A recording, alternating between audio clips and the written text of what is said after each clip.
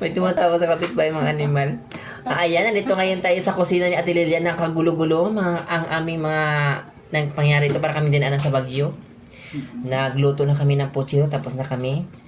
Tapos mayroong isang menu pa na hanggang ngayon hindi pa naumpisaan eh. Kailan pa usokin, no? Nandito, mayroon kaming bell pepper na dilaw. Mayroon kaming tomato paste na 3 pack. May kot sila daan matulis. Mayroon kaming ito, hindi ko alam kung anong tawag nito. Ano ni? Tomato dice. Tapos, ang lutuin namin ngayon ay magpaella daw kami na paella na ala Singapore. So hanggang ngayon, kasalukuyan pang hindi pa namin alam kung paano umpisaan kay kulang-kulang pa at wala pa kami na umpisaan kahit isa. Hindi pa kami nakagisa ng sibuyas or bawang or something, wala pa kahit isa.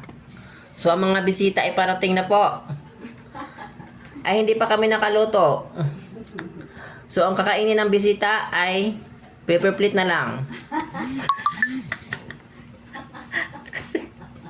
Kasi wala pa kaming, hindi pa nakaluto ang aming kusinero. Eh nagpunta pa ng grocery ayan, wala pa ang pizza na.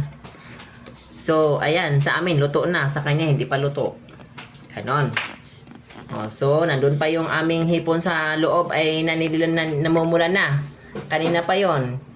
Yung ang aming tahong ay nagbubuka na. Gusto na lumabas.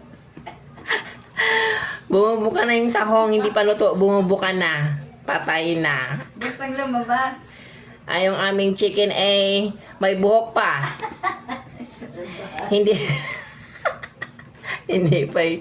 hindi pa nakangapay ang aming manok. Pausok tao. Ay, ang aming baboy ay hindi pa na nakatay, andoon pa sa tangkal. Ayan, nagpapausok na siya ng papausok na siya ng kawali. Kailangan daw ang kawali usok na usok, yung umuusok daw, tapos papatayin.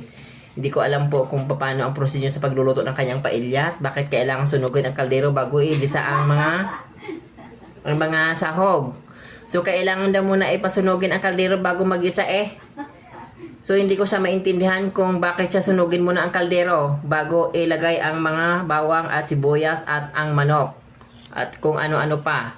May hipon, may tahong, may pusit. So, ang pusit doon ay